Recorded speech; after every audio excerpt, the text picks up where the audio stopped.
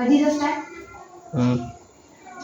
આજે આપણે સાદો વર્તમાન કાળ શીખીશું. શું શીખીશું? સાદો વર્તમાન કાળ એટલે કે સિમ્પલ પ્રેઝન્ટ ટેન્સ. બોલો. Simple present tense.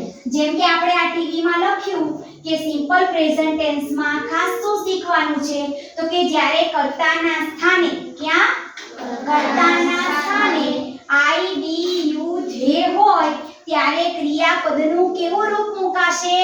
મૂળ રૂપ. કેવું રૂપ? મૂળ રૂપ. જ્યારે કર્તાના સ્થાને હી શી કે ઈટ આવે કે કોઈ છોકરાનું નામ કે કોઈ છોકરીનું નામ કે કોઈ પશુ પક્ષી કે પ્રાણીનું નામ અથવા તો કોઈ નિર્જીવ વસ્તુ આવે ત્યારે એની સાથે ક્રિયાપદને શું લગાડીએ છીએ આપણે? એસ અથવા ઈએસ. શાબાશ. તો હવે આપણે આને બાય પ્લેઇંગ એક્ટિંગ સાથે આપણે શીખીશું. જે આપણે વાક્યો લખ્યા છે એ વાક્યોને વૈશાલીબેન, મનીષાબેન, અંકિતભાઈ ને એ લોકો તમને ભજવીને કરશે. એટલા માટે તમને કમ્પ્લીટ મગજમાં ઠસાઈને બેસી જશે કે કર્તાના સ્થાને શું હોય ત્યારે આપણે ક્રિયાપદને એસ લગાડવો, શું હોય ત્યારે આપણે ક્રિયાપદનું મૂળ રૂપ જ મૂકવાનું. બરાબર ને? તો આપણે વાક્ય બોલીશું ને બધા. ચાલો વૈશાલીબેન બોલવા માંડો. I drink. We drink. He drinks. She drinks. They drink.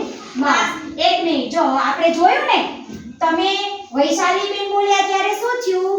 I drink થયું. તમે બધા સાથે બોલ્યા ત્યારે શું થયું? We drinks. પણ જ્યારે અંકિતે ને કૃષ્ણાને કીધું ત્યારે શું બોલ્યો અંકિત? હી ડ્રિંક્સ. એસ લાગ્યું ને? અને પ્રેમિલાબેનની સામે કહ્યું ત્યારે શું થયું? શી ડ્રિંક્સ થયું ને? ચલો હવે બીજું ક્રિયાપદ લઈને આપણે સ્ટાર્ટ કરો. I eat.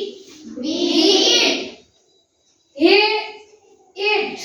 She eats. They eat. I jump. We jump. He jumps. She jumps. They jump. I write. We write. He writes. She writes. They